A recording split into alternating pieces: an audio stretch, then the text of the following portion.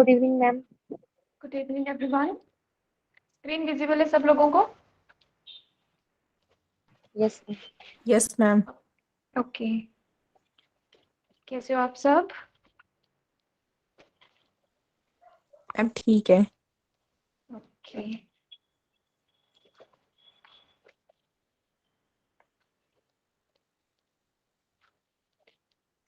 पूरी mic on है किसी का?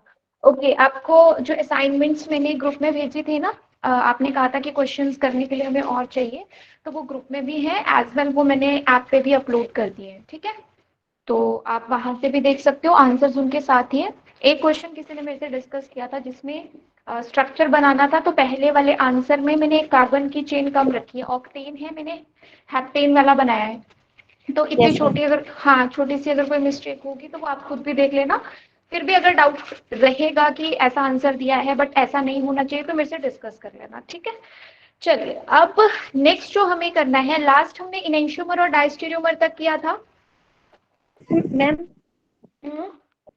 मैम हाँ आपने जी, एक डाला है उसमें सीस का समझ नहीं आया। इसका समझ नहीं आया? ओके, कोई बात नहीं, आप मेरे को भेज देना जो भी होगा और मैं डिस्कस कर लूंगी। ठीक है, बिकॉज अभी लेक्चर में ऐसा है कि 45 मिनट्स है, फिर आगे का नहीं हो पाता है। ओके, हाँ, पर्सनली कर लेना क्लियर जो भी डाउट्स होंगे। तो लास्ट हमने क्या किया था, इनेंशियोमर्स और डायस्टेरियोमर्स तक किया था ना, जहां तक मुझे ध्यान है। Yes ma'am. Yes ma'am. ठीक है, अब इनेंशियोमर और डायस्टेरियोमर्स वाला कंसेप्ट में आगे आइसोमेरिज्म में भी ज्वाइन करूंगी, फिर से उसको लिंक करूंगी किस तरीके से, वो बता दूंगी मैं आइसोमेरिज्म में। बट एक चीज और मुझे जो डिस्कस करनी है वो ये कि हमने जो इनेंशियोमर्स का कंसेप्ट है वो क्यों पढ़ा, क्योंकि हो सकता है कुछ जगह पे ना आपको एक टर्म सुनने को मिले और उस टर्म का नाम है रेसमिक मिक्सचर। जैसे 4 ऑप्शंस दिए होते हैं ना, तो वैसे आपसे ये पूछा जा सकता है कि हमारे पास ये जो कंपाउंड है ये कौन सी फॉर्म में मिल रहा है। तो आपको रेसमिक मिक्सचर टर्म जो है ये सुनने को मिल सकती है, या रेसमाइजेशन हो रही है ऐसा सुनने को मिल सकता है। तो जस्ट इसी पार्ट को क्लियर करने के लिए ना मैंने इनेंशियोमर्स को पहले कराया, ताकि मैं ये रेसमिक मिक्सचर समझा सकूं। एक ऑप्शन में मीजो कंपाउंड भी था, मीजोमर भी दिया गया था, तो उसका क्या मतलब है उस चीज को भी मैं क्लियर कर सकूं, इसके लिए मैंने पहले इनेंशियोमर और डायस्टेरियोमर के बारे में आपको बताया था। नाउ जो रेसमिक मिक्सचर है, बहुत सिंपल सी बात है। जैसे आपको मैं कोई इनेंशियोमर देती हूँ, ठीक है, मेरे पास ये मॉलिक्यूल था, OH है, H है, यहाँ मान लो CHO है और यहाँ पे CH3 है। ठीक है, तो इस मॉलिक्यूल में देखो कायरल सेंटर है, कायरल सेंटर होने के साथ कोई भी प्लेन ऑफ सिमेट्री प्रेजेंट नहीं है। हम क्या कह रहे हैं, इस मॉलिक्यूल में कायरल सेंटर प्रेजेंट है। फिर प्लेन ऑफ सिमेट्री प्रेजेंट नहीं है, और जिस मॉलिक्यूल में प्लेन ऑफ सिमेट्री प्रेजेंट नहीं होती है वो हमारे पास क्या होता है, ऑप्टिकली एक्टिव। यस, अब ये तो बात हुई तब तक के लिए जब तक मेरे को इस इनेंशियोमर की सिर्फ ये फॉर्म मिल रही है, मतलब किसी कंपाउंड की ये फॉर्म मिल रही है। बट क्या ये पॉसिबिलिटी है कि इसी मॉलिक्यूल की मैं मिरर इमेज बनाऊं और वो मिरर इमेज मेरे पास कुछ ऐसी बने, और इस मिरर इमेज को मैं बोलूं कि it is non super imposable. Non super imposable बोल सकती हूँ, क्योंकि जिस मॉलिक्यूल में प्लेन प्रेजेंट नहीं होता, जिस मॉलिक्यूल में प्लेन प्रेजेंट नहीं होता, जैसे हमने यहाँ कहा कि किसी भी तरीके से अगर आप इस मॉलिक्यूल को कट करते हो तो वो 2 इक्वल हाफ्स में डिवाइड नहीं होगा, means plane of symmetry present नहीं है। और अगर किसी मॉलिक्यूल में प्लेन ऑफ सिमेट्री प्रेजेंट नहीं होती है तो उसकी जो भी मिरर इमेज है वो हमेशा बनती है नॉन सुपर इम्पोजेबल। ये हमने पढ़ा हुआ है। Now non super impossible mirror image जो है ये एक डिफरेंट फॉर्म है। जब हम टर्म यूज करते हैं identical, super imposable mirror image, तो उसका मतलब होता है कि कैसे ना कैसे घुमा फिरा के ये सेम मॉलिक्यूल है। आइडेंटिकल का मतलब होता है सेम। बट जब मैंने बोला नॉन सुपर इम्पोजिबल, तो इसका मतलब है कि इस मॉलिक्यूल की ये फॉर्म अलग है और ये फॉर्म अलग है, दोनों फॉर्म्स को अलग अलग बोला जाएगा। मींस 2 डिफरेंट फॉर्म्स है एक ही मॉलिक्यूल की, लेकिन वो जो 2 डिफरेंट फॉर्म्स हैं एक ही मॉलिक्यूल की, वो आपस में non super imposable mirror images है, इसलिए उनको मैंने बोला इनेंशियोमर। अब इनेंशियोमर की प्रॉपर्टीज क्या होती है कि हमने एक ऑप्टिकल एक्टिविटी का कंसेप्ट पढ़ा था। तो ऑप्टिकल एक्टिविटी के कंसेप्ट से क्या मतलब है कि ये प्लेन पोलराइज लाइट को रोटेट कर सकता है। ये जो मेरे पास कंपाउंड दिया गया है, this compound can rotate, this compound can rotate plane polarized light. यही मतलब हुआ इस बात का कि प्लेन पोलराइज्ड लाइट को क्या कर सकता है, रोटेट कर सकता है। बट रोटेशन के ना दो तरीके होते हैं। अगर आपको थोड़ा सा याद होगा जो मैंने पोलैरोमेट्री टेस्ट में बताया था, तो रोटेशन हमारे पास जो है वो क्लॉकवाइज भी हो सकती है, एंटी क्लॉकवाइज भी हो सकती है। मतलब जो लाइट है उसको ये क्लॉकवाइज रोटेट कर दे, क्योंकि जब प्लेन पोलराइज लाइट आई थी तो वो तो सीधी सीधी आ रही थी। अगर कोई कंपाउंड उस लाइट को क्लॉकवाइज रोटेट करता है तो उसकी रोटेशन ऐसे हो सकती है, या उसी लाइट को एंटी क्लॉकवाइज रोटेट करता है तो इसी लाइट के डायरेक्शन इस तरफ को हो सकती है। मींस रोटेशन पॉसिबल है, बट रोटेशन दो डिफरेंट डायरेक्शन में पॉसिबल है, इधर क्लॉकवाइज इधर एंटी क्लॉकवाइज। तो जो दो इनेंशियोमर होते हैं, जो दो कंपाउंड इनेंशियोमर होते हैं, इनकी प्रॉपर्टी होती है कि दोनों ही लाइट को हमेशा अपोजिट डायरेक्शन में रोटेट करते हैं। सपोज आपके पास इसको मैं बोलूं ए, इसको मैं बोलूं बी, तो मेरे पास ए और बी कंपाउंड जो है ये दोनों क्या है, ऑप्टिकली एक्टिव है। ए अपनी दुनिया में ऑप्टिकली एक्टिव है, बी अपनी दुनिया में ऑप्टिकली एक्टिव है, बट ये दोनों non super imposable mirror images हैं, तो इसकी वजह से मैं इन दोनों को इनेंशियोमर भी बोल रही हूं। नाउ जब तक दोनों अलग अलग थे, सपोज ए ने जो था वो लाइट को, सपोज ए ने क्या किया, लाइट को क्लॉकवाइज रोटेट किया, ठीक है। जो एक कंपाउंड है, जैसे इसको ए बोल रही हूं, तो ये लाइट को कैसे रोटेट कर रहा है, क्लॉकवाइज। जो दूसरा है वो लाइट को कैसे रोटेट कर रहा है, एंटी क्लॉकवाइज। तो इसने कर दी एंटी क्लॉकवाइज रोटेशन। अब क्या ऐसी पॉसिबिलिटी नहीं है कि आप कोई एक ऐसा मिक्सचर लो, कोई एक ऐसा मिक्सचर लो जिसमें एक कंपाउंड की दोनों फॉर्म्स प्रेजेंट है, एक ही कंपाउंड की दोनों फॉर्म्स प्रेजेंट है। दोनों फॉर्म्स का मतलब कि जो दो आपस में इनेंशियोमर है, एक भी प्रेजेंट है दूसरा भी प्रेजेंट है उस मिक्सचर में, और उस मिक्सचर में दोनों का जो कंसंट्रेशन है वो बिल्कुल इक्वल है, लाइक 50% ए एंड 50% बी। तो बात क्या हो रही है कि जब तक कोई दो कंपाउंड आपस में इनेंशियोमर हैं और अलग अलग हैं, तब तक दोनों लाइट को रोटेट कर रहे हैं, दोनों ऑप्टिकली एक्टिव हैं, दोनों ऑप्टिकली एक्टिव हैं। बट जैसे ही मैं ऐसा सपोज कर लूं कि मेरे पास एक कंटेनर में ए भी 50% रखा गया है प्लस बी भी 50% रखा गया है, एक ही कंपाउंड में, जब तक अलग अलग थे तब तक ठीक है, लेकिन एक ही कंपाउंड में दोनों इक्वल एक ही कंटेनर में दोनों को मैंने इक्वल कंसंट्रेशन में रखा, तो अल्टीमेटली मेरे पास जो रिजल्ट आता है, वो रिजल्ट की बात तो करती हूँ, बट इसी टर्म को या इसी जो आपके पास यहाँ पे अभी फेज बना है, ये जो सिचुएशन बनी है, इसी को हम कहते हैं रेसमिक मिक्सचर। रेसमिक मिक्सचर क्या होता है, when enantiomeric forms are present in equal concentration.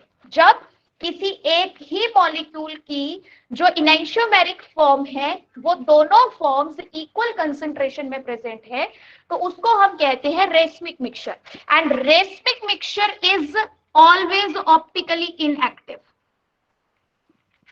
Racemic mixture is always optically inactive, इसको हाईलाइट कर लेना। Racemic mixture is always optically inactive.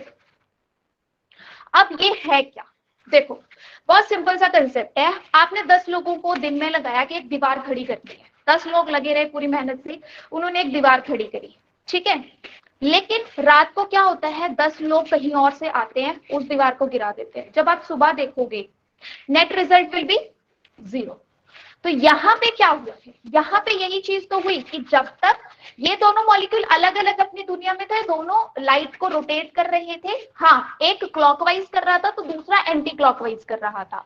तो उससे हुआ क्या कि जब दोनों को एक साथ एक ही कंटेनर में रख दिया गया तो दिक्कत ये आई कि ए ने जो प्लेन पोलराइज लाइट आ रही थी उसको जितना क्लॉकवाइज रोटेट करने की कोशिश की थी, बी ने उसको उतना ही एंटी क्लॉकवाइज रोटेट कर दिया, बिल्कुल इक्वल मैग्नीट्यूड पे।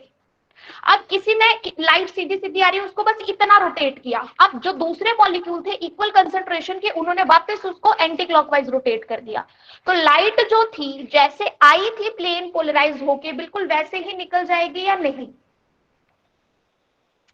यस और नो? Yes ma'am.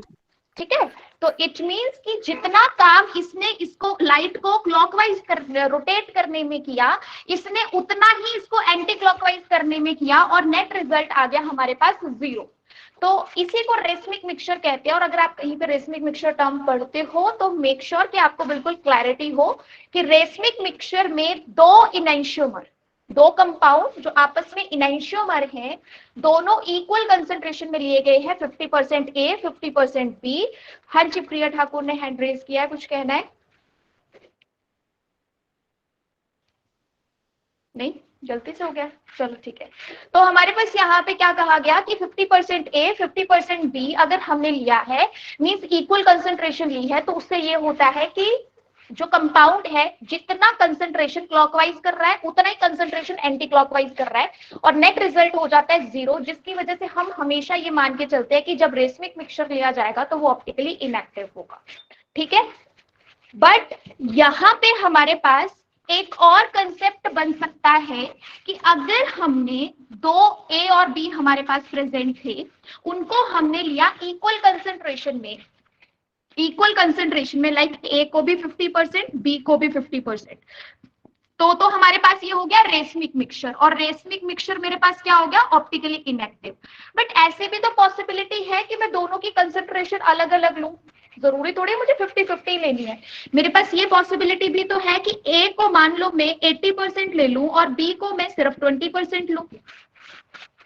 तो उस केस में है अभी भी ये दोनों इनैंशियोमर ही जो मैंने यहाँ पे लिए थे हैं वही, बस कंसंट्रेशन में फर्क पड़ा है, एक की कंसंट्रेशन ज्यादा है दूसरे की कंसंट्रेशन कम है। तो ऐसे केस को आप बोलोगे इनैंशियोमेरिक मिक्सचर, ऐसे केस को बोलोगे इनैंशियोमेरिक मिक्सचर। सो बिल्कुल क्लियर रखना इन चीजों को कि जब दो इनैंशियोमर एक ही कंटेनर में इक्वल क्वांटिटी में लिए जाते हैं तो वो रेसमिक मिक्सचर होता है। किसी ने हैंड रेज किया है? Yes ma'am. हाँ जी बताइए। मैम जैसे एनेंशियोमर जो होते हैं वो ऑप्टिकली एक्टिव होते हैं ऐसे, यस हाँ जी। बट जब वो रेसमिक मिक्सचर बना रहे हैं तो वो बनेगा हमारा ऑप्टिकली इनएक्टिव। Inactive, yes. ठीक है, मैम कैसे? कैसे? हाँ देखो, अभी आप एक चीज समझो कि आपने ये एक कंपाउंड लिया, आपके पास एक कंटेनर है यहाँ पे, ठीक है, टेस्ट ट्यूब है, कुछ भी ऐसे मान लो, इसमें ना सारे जो मेरे पास ए कंपाउंड मैंने ड्रॉ किया था ना, सारे ए ही हैं इसमें। ठीक है, किया था आपने? ए और बी मैंने दो कंपाउंड बनाए थे पहले। Yes ma'am. No ma'am. Fischer के यहाँ पे दो स्ट्रक्चर्स बनवाए हुए थे मैंने। मान लो, चलो छोड़ो, दो कोई कंपाउंड है जो इनैंशियोमर है, इतना मान के चलो, ठीक है। तो उसमें से एक को ए बोला है मैंने, एक को बी बोला है। जब तक मैंने दोनों को अलग अलग कंटेनर में रखा है, इसमें सिर्फ ए है इसमें सिर्फ बी है, तो ये ऑप्टिकली एक्टिव होगा, ये ऑप्टिकली एक्टिव होगा। बट जैसे ही मैंने इन दोनों को इक्वल कंसंट्रेशन में एक ही कंटेनर में ले लिया, तो जो ए काम करता है ना, बी लाइट को बिल्कुल उसके अपोजिट करता है। इनैंशियोमर्स की प्रॉपर्टी है कि दोनों लाइट को रोटेट करेंगे बट हमेशा एक दूसरे की अपोजिट डायरेक्शन में। Okay ma'am. ठीक है, तो इसने अगर क्लॉकवाइज किया तो ये क्या करेगा? Anti clockwise. तो नेट रिजल्ट क्या आ जाएगा आपके पास? 0। मतलब हाँ, ये वही बात होगी ना कि 10 लोग दीवार बनाने लगे थे, 10 लोग आए उन्होंने दीवार गिरा दी, बिल्कुल अपोजिट काम किया। तो जब आपने देखा कि क्या काम हुआ तो नेट रिजल्ट आया 0, कोई दीवार नहीं बनी हुई थी, कोई लाइट रोटेट नहीं हुई है। ठीक है, चलो अब अगली बात यहाँ पे आ रही थी इनैंशियोमेरिक मिक्सचर की। नाउ इनैंशियोमेरिक मिक्सचर जो हमारे पास है वो तब बोला जाता है जब हमने दो इनैंशियोमर को लिया है बट डिफरेंट कंसंट्रेशन में। 100% हमें बनाना है, 80-20 ले लो, 60-40 ले लो, 75-25, ऐसा कुछ भी अगर लिया गया है तो उसको हम बोलते हैं इनैंशियोमेरिक मिक्सचर, जिसमें आपके पास जिसकी क्वांटिटी ज्यादा होती है उसको हम बोलते हैं मेजर आइसोमर, और जिसकी क्वांटिटी कम होती है उसको हम बोलते हैं माइनर आइसोमर। एक मेजर और एक क्या है, माइनर। और यहां पे एक और टर्म हम यूज करते हैं which is enantiomeric excess. Enantiomeric excess, excess means हमेशा क्या होता है, एक्सेस मींस ज्यादा। तो इनैंशियोमेरिक एक्सेस हमारे पास कैसे कैलकुलेट होती है, percentage of major minus percentage of minor. बहुत सिंपल सा फॉर्मूला है टू कैलकुलेट इनैंशियोमेरिक एक्सेस, कि जो ज्यादा क्वांटिटी दी गई है उसमें से कम वाली क्वांटिटी को माइनस कर दो, जो भी एक्स्ट्रा आएगा। ये क्या लिखा है, enantiomeric excess, EXCESS, excess means extra.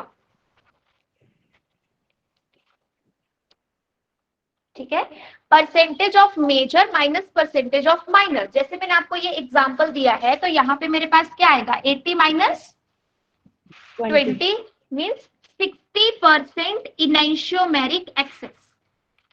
60% इनैंशियोमेरिक access दोनों में से। अच्छा, किसका एक्सेस है, ए का। ऑब्वियस सी बात है, एक्सेस में एक्स्ट्रा में कौन होगी, जिसकी क्वांटिटी ज्यादा दी गई है। तो यहाँ पे हम आगे लिखेंगे भी कि ए की बात है या बी की, इनैंशियोमेरिक एक्सेस ऑफ ए या बी, जो ज्यादा होगा उसी का एक्सेस है। मींस इसमें 60% ए की क्वांटिटी ज्यादा है। तो अभी तक जितना भी समझ आया उसके अकॉर्डिंग थोड़ा सा दिमाग लगाओ और मुझे बताओ कि रेसमिक मिक्सचर तो ऑप्टिकली इनएक्टिव था, बट अगर मैं इनैंशियोमेरिक मिक्सचर लेती हूं तो वो ऑप्टिकली एक्टिव होगा या नहीं। होगा मैम। होगा मैम, यस मैम। होगा। इट इज ऑप्टिकली एक्टिव, और उसके पीछे रीजन कौन है, इनैंशियोमेरिक एक्सेस। कौन है रीजन, जो एक्स्ट्रा प्रेजेंट है। कैसे, देखो ध्यान से, यहाँ पे भी है तो ए और बी एक दूसरे का इनैंशियोमर। अब बी के पास ना 20 लोग थे, 20 लोग थे लाइट को रोटेट करने के लिए, 20 मॉलिक्यूल थे मान के चलो। अब 20 मॉलिक्यूल ने क्या किया, मान लो लाइट को एंटी क्लॉकवाइज रोटेट कर दिया, तो ए के जो 20 थे उन्होंने क्लॉकवाइज कर दिया। तो 20 लोगों का काम जो यहाँ पे हुआ था, इसके 20 लोगों ने कर दिया खत्म। लेकिन अभी भी 60% ऐसा है जिसके पास कोई काम नहीं है। मतलब काम ना होने का मतलब कि अपोजिशन में कोई नहीं है। इसके पास 20% था तो इसने अपना 20% अपोजिशन में लगा दिया। जो भी इसके 20% ने लाइट रोटेट की होगी, इसके 20% ने वो कैंसिल आउट कर दी, बट स्टिल इसका जो 60% है उसके अपोजिशन में कोई नहीं है। तो ए वाला जो आपके पास इनैंशियोमर था, उसके 60% ने जो लाइट को रोटेट किया होगा वो लाइट रोटेट हुई है, उसको किसी ने कैंसिल आउट नहीं किया। विच मीन्स ये जो आपको एक्स्ट्रा मिल रहा है, एक्सेस में मिल रहा है मेजर फॉर्म में, मेजर इनैंशियोमर में, वही रीजन बनता है इनैंशियोमेरिक मिक्सचर की ऑप्टिकल एक्टिविटी का। सो ये कंसेप्ट्स बिल्कुल ध्यान रखना। अगर इनैंशियोमर बिल्कुल अलग है, एक फॉर्म में है, ऑप्टिकली एक्टिव। अगर इनैंशियोमर आपके पास एक कंटेनर में इक्वल कंसंट्रेशन में ले लिए गए हैं, दो कंपाउंड्स जो आपस में इनैंशियोमर का रिलेशन रखते हैं, मींस रेसमिक मिक्सचर, तो ऑप्टिकली इनएक्टिव। बट अगर वही दोनों डिफरेंट कंसंट्रेशन में लिए गए हैं तो उसको कहते हैं enantiomeric mixture, and that is optically active, and that is optically active. और उसकी ऑप्टिकल एक्टिविटी के पीछे जो एक्चुअल रीजन होता है वो ये इनैंशियोमेरिक एक्सेस होती है, जो एक्स्ट्रा प्रेजेंट होती है। यहां तक क्लियर है सब लोगों को? ओके, ठीक है। नेक्स्ट लिखिएगा मीजो कंपाउंड। नेक्स्ट है, अब हमारे पास एक ऑप्शन में आपको टर्म सुनने को मिलती है, मीजो कंपाउंड या फिर मीजोमर्स।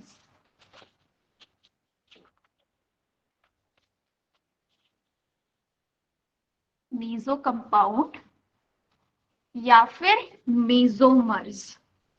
लाइक आप आइसोमर्स पढ़ रहे हो ना, तो आइसोमर्स में आपको मीजोमर्स टर्म भी सुनने को मिल सकती है, जिसका सेम मतलब है, मतलब मीजो कंपाउंड। तो क्या होते हैं मीजो कंपाउंड? मीजो कंपाउंड पहली बार, अभी तक आपने पढ़ा इनैंशियोमर, आपने पढ़ा डायस्टीरियोमर, या आपने पढ़े आइडेंटिकल, ठीक है। आइडेंटिकल भी मैं बोल देती हूँ, तो आइडेंटिकल मतलब कि सेम, ठीक है। तो इसमें हमारे पास जब कंपैरिजन चल रहा था तो हमेशा ए एंड बी के बीच था। ये याद रखना कि जब भी हमसे ये पूछा जाता है कि ये दोनों कंपाउंड का आपस में क्या रिलेशन है, तो हम बोलते हैं कि दोनों आपस में इनैंशियोमर है, या हम बोलते हैं दोनों आपस में डायस्टीरियोमर है, या दोनों सेम है, आइडेंटिकल है। बट जब मैं पूछूंगी आपसे कि मीजो कंपाउंड है या नहीं, तो वो हमेशा सिंगल क्वांटिटी की बात कर रहा होता है, सिंगल एंटिटी की बात कर रहा है। ये कंपैरिजन मतलब ये डिफरेंस है इन दोनों टर्म्स के बीच में। जब इनैंशियोमर, डायस्टीरियोमर या आइडेंटिकल टर्म यूज की जाती है, means comparison between two. But जब मीजो कंपाउंड बोला जाता है, then it is the property of single entity. किसी एक कंपाउंड के बारे में पूछा जाता है कि इस कंपाउंड को आप मीजो बोल सकते हो या नहीं। तो लिखिएगा यहाँ पे, to be optically active, to be optically active compound, sorry optically active नहीं लिखना, ऑप्टिकली तो एक्टिव होता ही नहीं है। to be named as meso compound, it should follow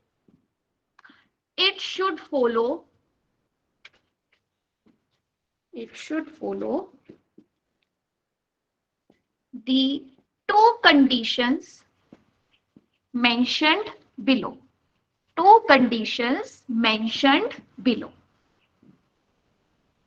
मतलब आप अगर किसी भी कंपाउंड को मीजो कंपाउंड कहते हो, तो जो दो कंडीशंस में यहाँ लिखने जा रही हूँ, वो दोनों कंडीशंस फुलफिल होनी चाहिए। दोनों फुलफिल होगी तभी उसको मीजो बोलना है। अगर एक में भी फेल हो गया तो उसको मीजो नहीं बोलना है। तो फर्स्ट आपके पास यहाँ पे क्या है, इट शुड हैव टू और more than two chiral centers. It should have two or more than two chiral centers. और दूसरा हमारे पास है, it should have at least one plane of symmetry. It should have at least one plane of symmetry. ये दो conditions हैं जो किसी भी कंपाउंड को मीजो कंपाउंड बनाती हैं, ठीक है। तो आप यहाँ पे कभी भी किसी कंपाउंड को मीजो बोलना है तो आपको दो क्वालिटीज चेक करनी है, क्या उस कंपाउंड में दो या दो से ज्यादा कायरल सेंटर प्रेजेंट है। अगर आपको लगता है यस प्रेजेंट है, तो नेक्स्ट आप चेक करो क्या उस कंपाउंड में प्लेन ऑफ सिमेट्री है या नहीं। अगर आपको लगता है कि उसमें दो या दो से ज्यादा कायरल सेंटर भी है और साथ में लगता है कि उसमें प्लेन ऑफ सिमेट्री प्रेजेंट है, तो आप कहोगे ये कंपाउंड मीजो है। और जो हमारे पास मीजो कंपाउंड होता है, ये हमेशा और हमेशा ऑप्टिकली इनएक्टिव होता है। Meso compound is optically inactive, ठीक है। किसी ने कुछ लिखा था, क्या लिखा था, पढ़ा? माइक ऑन है, किसी का माइक क्या लिखा था? किसी का माइक ऑन है, ऐसा लिखा था। किसी का माइक ऑन है, ओके ओके ओके, ठीक है।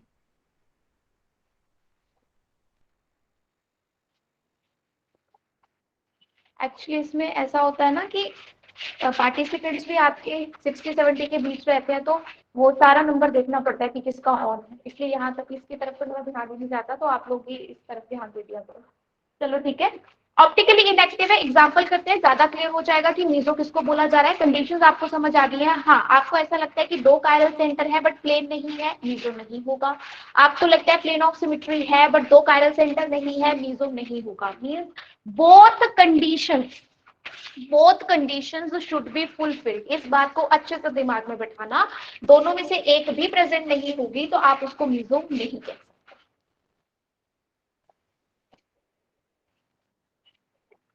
कुछ एग्जांपल्स यहाँ पे लिख रही हूँ, आपने चेक करना है कि कौन सा कंपाउंड मीजो है और कौन सा कंपाउंड मीजो नहीं है आपके अकॉर्डिंग।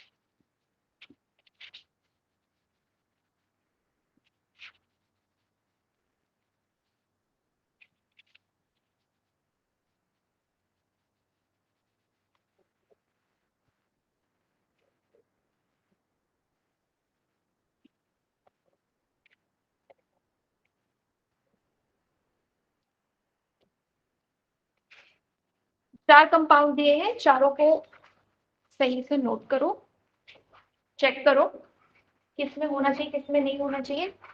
2 मिनट का टाइम लेके फिर मैं डिस्कस करती हूँ।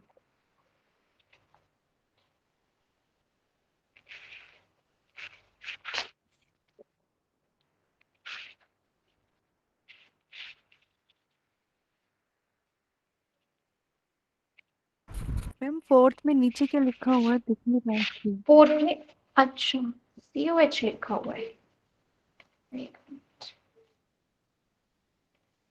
अभी दिख रहा है? हाँ जी मैम। मैम थर्ड भी नहीं दिख रहा है। थर्ड भी नहीं दिख रहा है? हाँ मेरे स्क्रीन में तो दिख रहा है। हाफ नहीं दिख रहा है। अब हाँ दिख रहा है मैम। आप लोगों ने स्क्रीन जूम तो नहीं की होती है? अगर जूम की होती है तब भी फिर ऐसे होता है।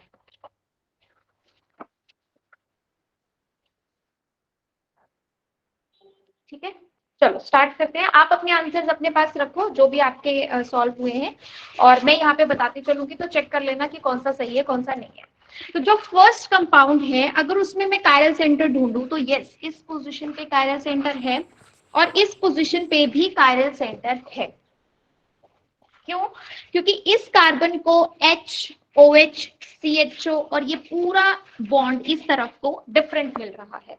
तो अगर चारों चीजें डिफरेंट होगी देन डेफिनेटली उसमें कायरल सेंटर है। वही चीज यहाँ पे भी देखने को मिल रही है, HOH CH2OH और इस तरफ वाला बॉन्ड डिफरेंट है तो कायरल सेंटर तो है।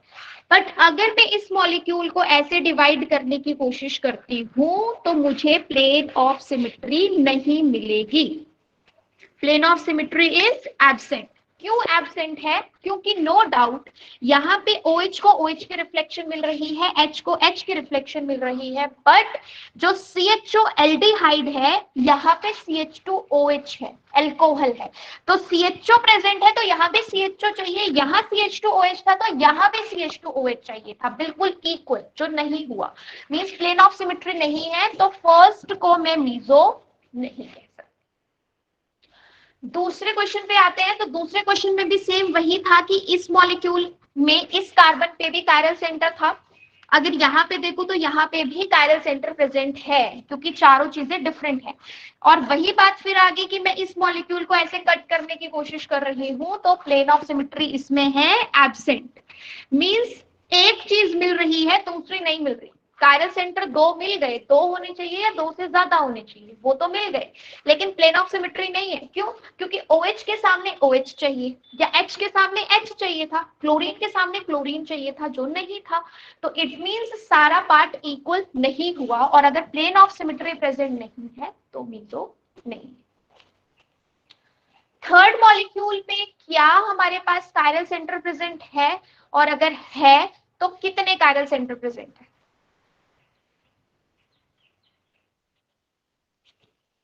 बताओ चेक करके।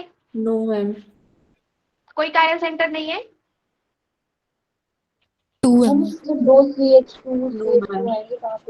2 कायरल सेंटर है इसमें। देखिए, जो लोग ये सोच रहे हैं कि इस कार्बन पे मेरे पास CH3 डिफरेंट है, क्लोरीन डिफरेंट है, CH3 डिफरेंट है, क्लोरीन डिफरेंट है, मान लिया, लेकिन उसके आगे इस तरफ मेरे पास है CH2 और इस तरफ भी प्रेजेंट है CH2, तो इसमें कायरल सेंटर नहीं होगा। बट ऐसा नहीं होता है, हमें जब कायरल सेंटर चेक करना हो और उसके आगे जो डायरेक्ट जुड़े हुए एटम हैं अगर वो सेम ना हो तो हम आगे मूव करते हैं। आगे मूव करने का क्या मतलब है कि ये कार्बन आगे जाएगा, CH2 जब सेम हो जाए या दो जो डायरेक्ट जुड़े हुए बॉन्ड है या सब्स्टिट्यूएंट है या ग्रुप्स है वो सेम हो जाए तो आगे जाना है और आगे जाके देखना है कि अभी भी सेम मिल रहा है या नहीं। सेम का कैसे, जैसे सपोज ये मेरे पास फर्स्ट बॉन्ड है, ये फर्स्ट बॉन्ड है, दोनों सेम हुए तो दोनों में एक एक कदम आगे चलो, ये आ गया सेकेंड बॉन्ड और इसके लिए ये आ गया सेकेंड बॉन्ड। अब ये जब सेकेंड बॉन्ड चल के आया तो इसको मिला फिर CH2, लेकिन जो इस तरफ से चल के आया उसको CH3 और OH वाला कार्बन मिला, मींस ये दोनों बॉन्ड डिफरेंट हुए या नहीं? Yes, they are different. और ये रूल होता है कायरल सेंटर चेक करने का, अगर डायरेक्ट में आपको सेम मिल रहा है तो आगे तब तक मूव करते रहो जब तक डिफरेंट सेंटर्स नहीं मिल जाते।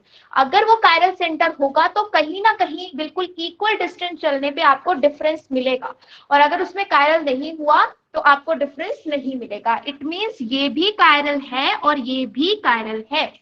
कायरल सेंटर तो प्रेजेंट है, बट दिक्कत क्या है कि हमारे पास इसमें प्लेन ऑफ सिमेट्री प्रेजेंट नहीं। नाउ प्लेन ऑफ सिमेट्री के लिए अगर इसका मिथाइल ऐसे डॉटेड में मतलब दिया है तो इस तरफ भी मिथाइल जो था वो डॉटेड में होना चाहिए था, पहली बात। दूसरी बात, अगर यहाँ पे क्लोरीन ऐसे सॉलिड करके लिखा है तो इस तरफ भी क्लोरीन सॉलिड में होना चाहिए था, जो नहीं था। सामने पता चल रहा है कि किसी भी तरीके से इस मॉलिक्यूल को हम 2 इक्वल हाफ्स में डिवाइड नहीं कर सकते, विच मीन्स इसमें प्लेन ऑफ सिमेट्री प्रेजेंट नहीं है। और अगर इसमें प्लेन ऑफ सिमेट्री नहीं है तो फिर हम इसको मीसो नहीं कह सकते। ठीक है, नेक्स्ट मैम फोर्थ। गॉड का एक्चुअल मतलब क्या होता है? मतलब किसका मतलब? मैम जो आप ये बोल रहे हो कि वो सॉलिड में होना चाहिए, वो डॉटेड में अच्छा, होते हैं। ये ना वेज रिप्रेजेंटेशन में जब ऐसे लाइंस दी होती है ना, एक लाइन ऐसे मिलती है जो आप ये देखते हो स्ट्रेट, एक मिलती है आपको ऐसे डॉटेड, और एक मिलती है बिल्कुल ऐसे डार्क करके।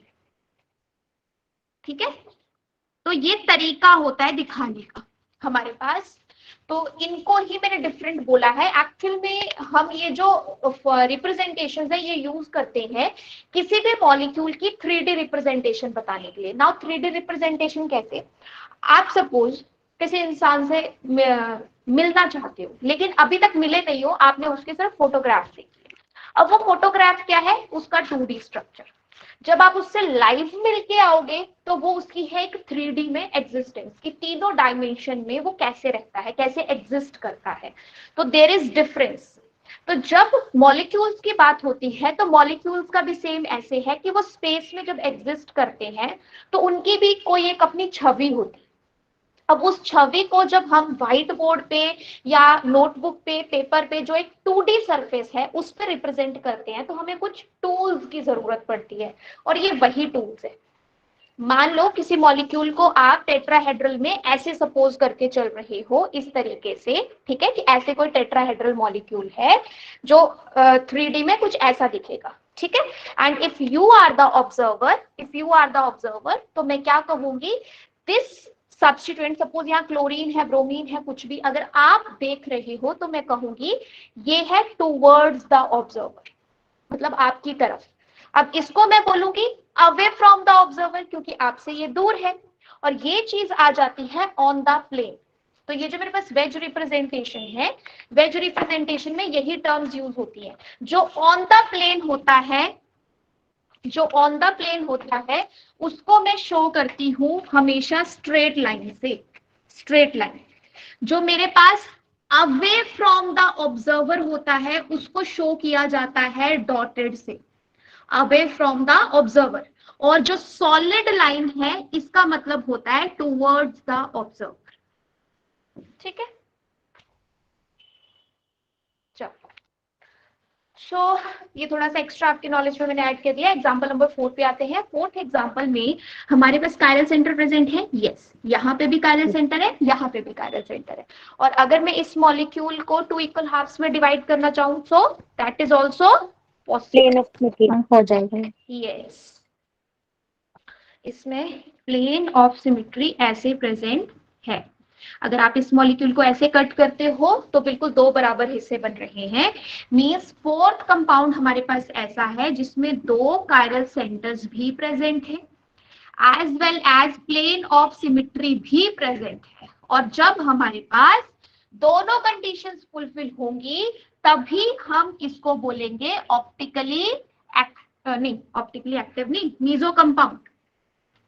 मीजो कंपाउंड हम मीजो कंपाउंड तभी बोलते हैं जब किसी एक कंपाउंड में 2 या 2 से ज्यादा कायरल सेंटर्स प्रेजेंट होते हैं और साथ में प्लेन ऑफ सिमेट्री भी प्रेजेंट होती है। जब दोनों कंडीशंस फुलफिल होंगी तभी वो कंपाउंड मीजो कहलाएगा। मींस इन चारों ऑप्शंस में से सिर्फ फोर्थ कंपाउंड मीजो है, पहला, दूसरा, तीसरा मीजो नहीं है। ठीक है। दूसरी बात मैंने आपको जो एक लिखवाई है कि meso compound is always optically inactive, तो बहुत ज्यादा डिटेल में जाने की जरूरत नहीं है। बस याद रखना कि इसमें ऐसा होता है कि आधा हिस्सा क्लॉकवाइज रोटेट करता है तो आधा हिस्सा एंटी क्लॉकवाइज रोटेट करता है। इसमें कंफर्मेशन कुछ ऐसे आती है कि कितने हिस्से ने जो लाइट रोटेट करनी है वो अगर क्लॉकवाइज कर रहा है तो दूसरा हिस्सा एंटी क्लॉकवाइज करता है, जिसकी वजह से इसमें भी नेट रिजल्ट जो वो हमें 0 मिल जाता है। तो बहुत ज्यादा डिटेल में ना जाके बस ये याद रखना हमेशा that meso compounds are always optically inactive. ठीक है। मैम आपने लिखवाया था उसमें ना कि it should have at least one plane of symmetry, उसका क्या मतलब है? एटलीस्ट यही वन वन प्लेन ऑफ, कैसे हो सकती है मैम? एक से ज्यादा भी हो सकती है। किसी एक मॉलिक्यूल में एक से ज्यादा प्लेन ऑफ सिमेट्रीज भी प्रेजेंट हो सकती है। आपके पास कोई भी मॉलिक्यूल है, जैसे सपोज मेरे पास यहाँ पे अभी चार्जर है, इसको देख लो। आपके पास ये कोई भी ऐसा बॉक्स है, अगर मान लो ये चीज ऊपर नहीं है और एक स्क्वायर मान के चलो, मेरे को इसको 2 बराबर हिस्सों में बांटना है, तो मैं इसको ऐसे कट करूं तो बराबर हिस्से बन सकते हैं, ऐसे कट करूं तो बराबर हिस्से बन सकते हैं, डायगोनली भी। हाँ, ओके। सो दैट्स व्हाई मैंने लिखा था कि एक से ज्यादा होंगे कोई बात नहीं, वो चलेगा, लेकिन मिनिमम एक तो चाहिए, at least one plane of symmetry. Alright, so racemic mixture हो गया, एनेंशियोमेरिक मिक्सचर हो गया, मीजो कंपाउंड हो गया। अब हमारे पास जो नेक्स्ट पार्ट है जो इंपॉर्टेंट एग्जाम के पॉइंट ऑफ व्यू से और आता है इसी में, वो हमारे पास है आइसोमेरिज्म। ठीक है। तो अभी तो हमारे पास जितना टाइम है उसमें मैं आइसोमेरिज्म के सारे टाइप्स और उनके नाम लिखवा दूंगी, बट बाकी जो प्रॉपर डिस्कशन है वो कल की क्लास में होगा। हाँ जी, बोलिए मैम। मैम ये जो कायरल सेंटर वाला निकाला आपने, जैसे ये पेंटा ये दिया था आपने यहाँ पर एक और ऑप्शन दे दो हमें, जैसे हाँ, हम निकालना आना चाहिए ऐसे। कायरल सेंटर, हाँ मैं देती हूँ, अभी देती हूँ। और किसी और को कुछ कहना था? मैम अगर एक कायरल सेंटर हो तो मैम उसमें नहीं बच सकते हैं ना? एक एक एक कायरल सेंटर है सिर्फ मॉलिक्यूल में। जी मैम। हाँ, वो भी मीजो नहीं, वो नहीं होगा मीजो, नो। मैम मैं ये पूछ रही थी इसमें प्लेन ऑफ सिमेट्री तो नहीं ना, हम बता सकते हैं कि इसकी प्लेन ऑफ सिमेट्री कैसी होगी? हाँ, बस एक कायरल सेंटर अगर प्रेजेंट है मॉलिक्यूल में तो उसमें तो वैसे भी हमने बात की हुई है कि उसकी mirror image non super imposable बनती है, क्योंकि उसमें प्लेन ऑफ सिमेट्री मिलती ही नहीं है ना। जिसमें सिर्फ एक कायरल सेंटर प्रेजेंट है उसमें प्लेन ऑफ सिमेट्री मिलेगी नहीं, तो वो मीजो तो हो ही नहीं सकता, वो इनएंशियोमर्स होते हैं, वो इनएंशियोमर बनाते हैं। बाकी कायरल सेंटर के लिए जैसे, हाँ जी मैम, जैसे आपने ये एग्जांपल दी है, अगर मान लो कायरल सेंटर नहीं निकालने का पता चल रहा तो हम प्लेन ऑफ सिमेट्री भी तो चेक कर सकते हैं मीजो कंपाउंड में। कर सकते हो, बिल्कुल कर सकते हो, लेकिन आपको लगा कि प्लेन ऑफ सिमेट्री है और उसके बेसिस पे आपने उसको मीजो लिख दिया, लेकिन एक्चुअली वो कायरल सेंटर उसमें एग्जिस्ट कर ही नहीं रहे थे, तो गलत हो जाएगा। इसलिए कायरल सेंटर की प्रैक्टिस कर लो। इतने सारे कंपाउंड, वैसे आपने ये प्लेन ऑफ सिमेट्री दिखाना, इससे तो शो हो ही आएगी ये प्लेन ऑफ सिमेट्री है ही नहीं, ये CH3Cl वाला। हाँ, इसमें तो प्लेन ऑफ सिमेट्री नहीं है, तो आप एक चीज भी आपको लगता है एब्सेंट है, लाइक प्लेन ऑफ सिमेट्री आपको लग रहा है एब्सेंट है, फिर कायरल होगा भी तो कोई दिक्कत नहीं है, आप सीधा लिख सकते हो उसके लिए मीजो। बट मैं ये कह रही हूँ कि सिर्फ एक चीज को चेक करके कि आपको लगा कि प्लेन है इसलिए मैं मीजो बोल दूं, तो फिर वो गलत हो जाएगा, उसमें कायरल भी चेक कर लेना। हाँ, ये अभी मुझे किसी ने कहा था कायरल सेंटर के लिए, तो ये आप मीजो कंपाउंड में ऐड कर लो एग्जांपल्स, तो इससे आप कायरल सेंटर का भी कर लोगे प्रैक्टिस और मीजो का भी कर लोगे कि मीजो है या नहीं। मैं टोटल 10 कर देती हूँ इन मॉलिक्यूल्स को, ये होमवर्क है आपके लिए, प्रैक्टिस हो जाएगी।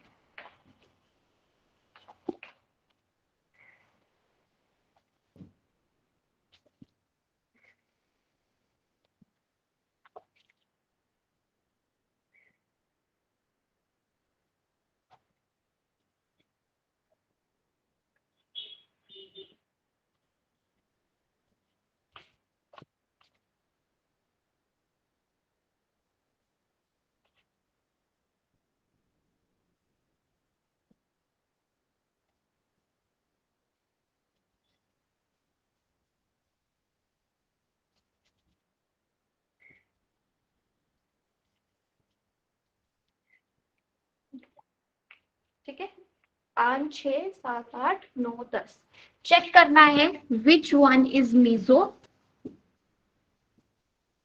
वन और विच आर इज आर, है ना मीजो। आपको चेक करना है कि कौन कौन इसमें मीजो है और कौन नहीं है, जिसमें आपकी कायरल सेंटर की भी प्रैक्टिस हो जाएगी।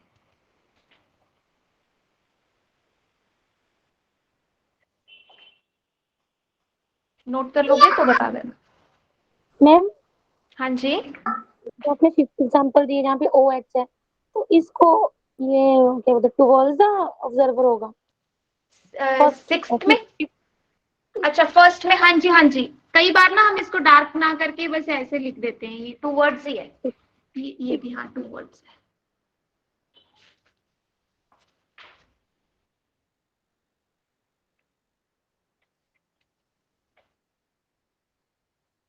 मैम जो फर्स्ट वाला है ये होगा, फर्स्ट वाला क्या है? मैम इसमें होगा क्या बोलते हैं, 2 कायरल सेंटर्स होंगे इसमें। 2 कायरल सेंटर होंगे मतलब आप कंफर्म कर रहे हो, क्या बता रहे हो, पूछ रहे हो? मैम मैं ऐसे पूछ रही हूँ, तो मुझे लग रहा है कि 2 होंगे। अच्छा 2 होंगे, कोई बात नहीं, देख लेंगे, अभी करने देते हैं सबको ना। तो ये जितने भी एग्जांपल्स हैं सब में एक बार करो, ट्राई करो, और मीजो कंपाउंड कौन सा है कौन सा नहीं है ये चेक करो, तो उसमें कायरल सेंटर का और प्लेन की दोनों की तो प्रैक्टिस आपकी हो ही जाएगी। स्टिल आपको लगता है कायरल सेंटर के बारे में और प्रैक्टिस करनी है, तो आपके पास इतने सारे मॉलिक्यूल्स होते हैं बुक में, अलग अलग जगह अलग अलग कितने सारे मॉलिक्यूल मिल जाते हैं, किसी भी मॉलिक्यूल को उठा के चेक करने लग जाओ कि इसमें कायरल सेंटर है या नहीं। उसके लिए कोई स्पेशलाइज्ड मॉलिक्यूल तो आएगा नहीं, है ना, जहां पे भी कहीं दिखता है वहीं पे आप उसको चेक कर लिया करो, इसमें कायरल सेंटर है या नहीं, प्लेन है या नहीं, तो ऐसे में प्रैक्टिस हो जाती है इस चीज की। ठीक है मैम 8th वाला मीजो कंपाउंड है। अच्छा, अभी आंसर्स नहीं बताओ, क्योंकि किसी ने अगर नहीं भी करना होगा इसको मीजो, तो भी वो मीजो करके आएगा, इसलिए अभी कुछ भी डिस्कस मत करो। ठीक है, कल मैं आंसर्स बता दूंगी, जो भी आपके इन क्वेश्चंस में होंगे मैं बता दूंगी कि कौन मीजो है कौन नहीं है, पहले सबको करने दो अपने हिसाब से।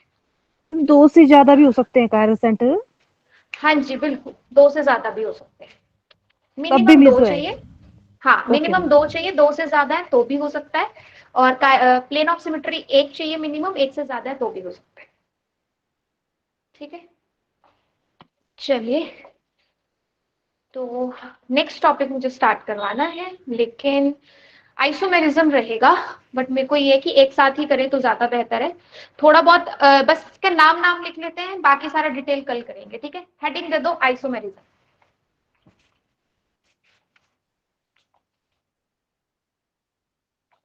आप लोगों की मैथ्स की क्लास तो हो गई है ना, अब सिर्फ किसकी बचती है, फिजिक्स की?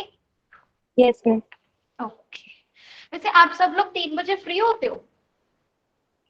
No ma'am. No ma'am. No ma'am. Yes ma'am. चलो चलो ठीक है ठीक है कोई बात नहीं। मैम आइसोमेर अनमैरिड हाँ अनमैरिड होंगे, फ्री मैरिड और बच्चे वाले नहीं होंगे। ठीक है, मैम ऐसे लेकिन कुछ भी नहीं है, होम मेकर्स भी फ्री होते हैं कई बार बीच में, अपना होते काम हाँ, अपने हिसाब से। एक्चुअली दैट डिपेंड्स कि आप अपना टाइम कैसे मैनेज करते हो। मतलब ये अनमैरिड फ्री होने वाले, तो मेरे को तो कोई पूछे तो मैं तो हमेशा बस ये बोलती हूँ कि मेरे पास तो टाइम नहीं है, मेरा खुद बहुत बिजी होता है। तो ये वैसे जरूरी नहीं है कि सारे अनमैरिड फ्री होंगे या सारे मैरिड फ्री नहीं होंगे। इट डिपेंड्स कि आप अपना टाइम कैसे मैनेज करते हो, है ना। चलो, आइसोमेरिज्म को आप यहाँ पे दो कैटेगरी में डिवाइड कर दो मेजरली, बाकी सारा लिखवाऊंगी मैं कल। सिर्फ एक चार्ट सा जो मैं यहाँ पे फ्लो चार्ट बनवाने जा रही हूँ वो बना लेना। आइसोमर्स को, आइसोमेरिज्म लिख लो। चलो, आइसोमेरिज्म को एक हमारे पास होंगे स्ट्रक्चरल आइसोमर्स, मेजरली दो क्लासेस में डिवाइड किया गया है, और दूसरे हमारे पास होते हैं स्टीरियो आइसोमर्स। जो हमारे पास स्ट्रक्चरल आइसोमर्स होंगे इनके फर्दर हम यहाँ पे मेजर जो सब क्लासेस हैं वो 5 हैं, वो 5 के बारे में हम पढ़ेंगे, क्या मतलब होता है उन टर्म्स का। एक हमारे पास है चेन आइसोमर, दूसरा हमारे पास है यहाँ पे position isomer, chain isomer, position isomer, then है functional isomer, functional isomer, then है हमारे पास यहाँ पे टोटोमर एंड मेटामर। जैसे मेटामेरिज्म बोलते हैं तो मेटामर और टोटोमर, जो टोटोमेरिज्म वर्ड जुड़ा होता है, ये सब हम पढ़ेंगे स्ट्रक्चरल आइसोमर्स के अंडर। इनके एग्जांपल्स, इनकी प्रॉपर्टी क्या होती है। स्टीरियो आइसोमर्स जो हैं उनको दो कैटेगरी में हम डिवाइड करेंगे यहाँ पे फर्दर, जो मेजर बनेगी। एक आपके पास है कन्फिग्रेशनल और एक हमारे पास है कन्फर्मेशनल। एक है कन्फिग्रेशनल और एक है हमारे पास कन्फर्मेशनल। सो कन्फिग्रेशनल में हमारे पास फर्दर अगेन दो टाइप्स बनेंगे कन्फिग्रेशनल में, एक ज्योमेट्रिकल और एक ऑप्टिकल। एक ज्योमेट्रिकल आइसोमर्स और एक हमारे पास होंगे ऑप्टिकल आइसोमर्स। जो कन्फर्मेशनल है, कन्फर्मेशनल में आप यहाँ पे रख सकते हो जो डिफरेंट फॉर्म्स होती हैं, जो रोटेशन के थ्रू हमारे पास आइसोमर्स होते हैं कन्फर्मेशनल में। जैसे हम बात करें एक्लिप्स्ड फॉर्म की या स्टैगर्ड फॉर्म की या गॉच फॉर्म ऑफ ब्यूटेन, वो सब हमारे पास यहाँ पे कन्फर्मेशनल में आते हैं। बाकी एक्चुअली क्या डिफरेंस है, क्या अलग अलग इनको काम दिए गए हैं, किसके बेसिस पे इनके ये नाम रखे गए हैं, वो सब मैं कल डिस्कस करूंगी। जस्ट इस फ्लो चार्ट को नोट कर लो, कल यहाँ से स्टार्ट होगा। आइसोमर्स क्या होते हैं, स्ट्रक्चर स्टीरियो में, स्ट्रक्चरल में बता दो। अच्छा ये सुनो, मैं एक बार रिपीट कर रही हूँ क्या लिखा है। Isomerism, then structural isomer, stereo isomer. Structural में 5 हैं, chain isomer, position isomer, functional isomer, metamer and tautomer, tautomerism वाला टोटोमर। फिर स्टीरियो आइसोमर को दो में रखा है, कन्फिग्रेशनल और कन्फर्मेशनल। कन्फिग्रेशनल में है ज्योमेट्रिकल और ऑप्टिकल, कन्फर्मेशनल में है एक्लिप्स्ड, स्टैगर्ड और गॉच। एक्लिप्स्ड, स्टैगर्ड और वॉच, ये फॉर्म्स होती हैं डिफरेंट। ठीक है, कर लिया नोट्स अपने।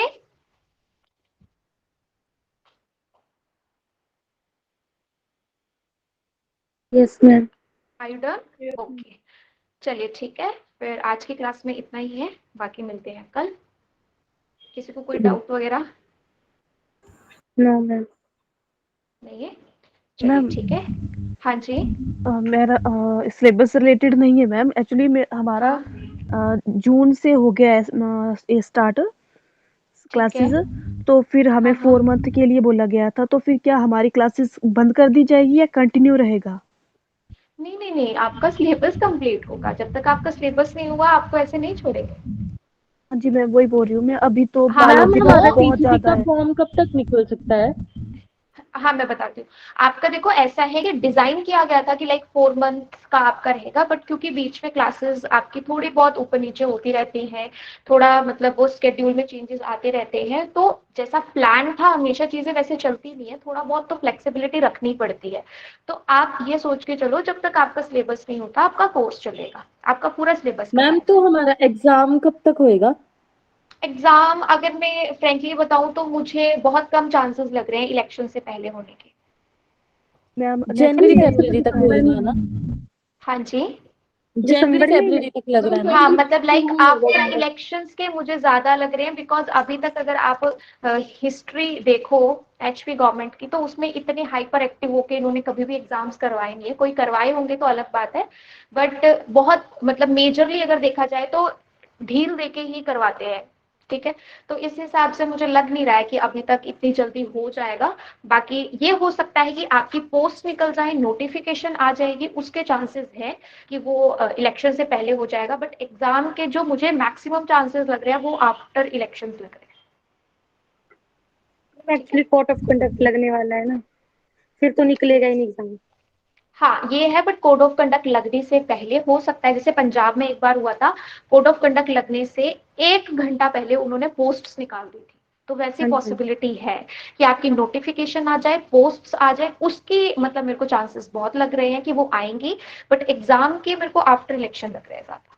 ठीक है, वैसे इलेक्शन तो दिसंबर में बोल रहे हैं, उसके पहले 3 मंथ तो है ही। हाँ लेकिन कोड ऑफ कंडक्ट लग जाता है ना, कोड ऑफ कंडक्ट अगर लग गया तो फिर ये सब चीजें नहीं होंगी ना आपकी। वो 2 मंथ पहले लग जाता है।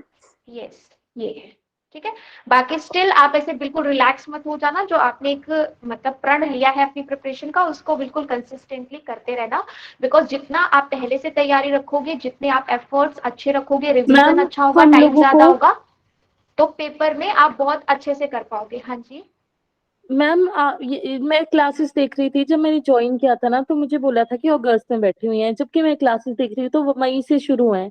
कितना सिलेबस हमारा चला गया मैम? नहीं मैं बताती हूँ, जिन्होंने नहीं जिन्होंने अगस्त में ज्वाइन किया है ना, उनके लिए जो क्लासेस पहले हो गई हैं वो लाइव में रिपीट होगी। वो सिर्फ आपके अच्छा पास एक एक्सेस है कि पहले जो लेक्चर्स लग चुके हैं वो अगर आपको पहले करने हैं इन केस, तो आपके पास वो रिकॉर्डिंग्स हैं, बट ऐसा नहीं है कि वो कवर नहीं कराई जाएंगी। वो जैसे ही हमारे वाला पोर्शन होगा उसके बाद वो फिर लाइव में वापस आएगी। मैम, तो ठीक उस है, वजह आप से ना जो पहले का पढ़ाया हुआ है ना मतलब समझ नहीं आ रहा है, आगे जो आप कंटिन्यू कर चुके हो ना तो बहुत मुश्किल हो रही हाँ है। तो देखो जो तो टॉपिक आपके चल रहे हैं उसके लिए तो आपके पास यही है ऑप्शन कि आप थोड़ा सा एक्स्ट्रा टाइम निकाल के उन टॉपिक्स को कवर कर लो लिंक अप करने के लिए, बिकॉज अगर वो थोड़ी सी भी आपने जैसे भी 5 7 8 अगर लेक्चर्स हुए हैं अगर उनको आप कर लेते हो तो उससे आपका ही बेनिफिट होगा, आगे की चीजें समझ आने लग जाएगी। बट जैसे मैं आपको ये नहीं कह सकती कि फिजिकल केमिस्ट्री की इतनी 40 45 वीडियोज है वो सारी देख लो, नहीं वो प्रैक्टिकली पॉसिबल नहीं है। बट यस मेरा अभी चल रहा है और स्टार्ट ही हुआ है तो वो पॉसिबल है, इसलिए उसमें थोड़ा सा अगर कर लोगे तो आपका ही बेनिफिट है। ठीक है, मैम मेरा फर्स्ट टाइम है आज, तो फिर मैंने पिछली क्लासें कैसे करनी है? हाँ आपको ऐप में एक्सेस मिल चुका है, टेक ऐप में ऐप मैंने ज्वाइन किया है, उसमें कुछ नहीं साइन मिला अप अभी कर तक। लिया, नहीं साइन अप कर लिया आपने? हाँ जी। साइन अप करके ना अपनी मेल आईडी ग्रुप में डाल दो कि मुझे access please give access to the course, तो आपको एक्सेस जैसे ही मिलेगा उसके बाद आप टीजीटी वाला कोर्स जब सर्च करोगे, मेडिकल नॉन मेडिकल जो भी है उसमें आपको सारी रिकॉर्डिंग्स मिलेंगी, सारे असाइनमेंट टेस्ट जो भी नोट्स अभी तक डाले गए हैं वो सब उस ऐप पे मिल जाएंगे। थैंक ओके, चलिए ठीक है फिर, बाय बाय, टेक केयर।